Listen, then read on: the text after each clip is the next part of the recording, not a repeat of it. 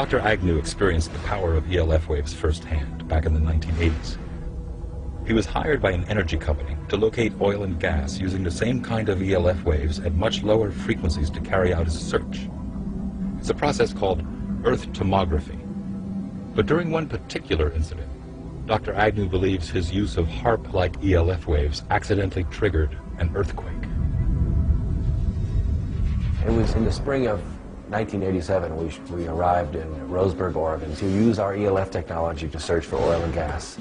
Setting up that day, we had a little bit different results than we expected because the instant that we energized it, there was between a 4 and 4.5 on the Richter scale earthquake that occurred. We were so amazed about what seemed to be cause and effect. We get to an area that has a high propensity for earthquakes in an area known as the megathrust of the Pacific Northwest. We turn it on and an earthquake occurs. Dr. Agnew demonstrates how he may have triggered the quake. This is a scale model of what the area looked like in Oregon when we scanned for oil and gas in 1987. This strata right here represents the megathrust area underneath the ground. The rock represents the potential energy set up in the ground from a tectonic stress. What we're going to do is introduce ELF waves and demonstrate that it can in fact trigger an earthquake. In this case, Dr. Agnew is using a stereo speaker to produce the ELF waves needed for his demonstration. ELF waves, extremely low frequency waves, are just like a subwoofer. In your car, you can actually feel the vibrations through your body.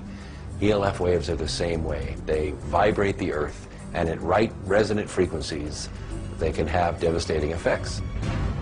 When the speaker is activated, ELF waves begin to emit. Tiny vibrations in the sand are detected.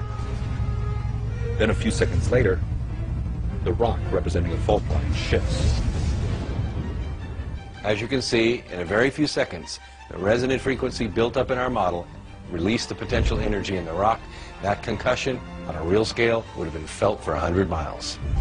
These conditions are already set up in the ground. All it takes is the activation energy to make the release happen. This is a small scale, and we're only using 30 watts in this scale. When HAARP's broadcast array in Gakona, Alaska sends pulses of ELF waves into the ionosphere, the waves get reflected back down and pass through the Earth and ocean. If 3.6 million watts of ELF waves were purposely or accidentally aimed at an already unstable fault line, it could, according to Dr. Agnew, cause a tremendous earthquake. Looking at just simple instabilities, what does it take to create an avalanche? A guy walking across an unstable ice field. What does it take to trigger an earthquake? The right signal coming in when the pressures are already built up and they're at their threshold. That feather, and in our case that hammer, releases that energy.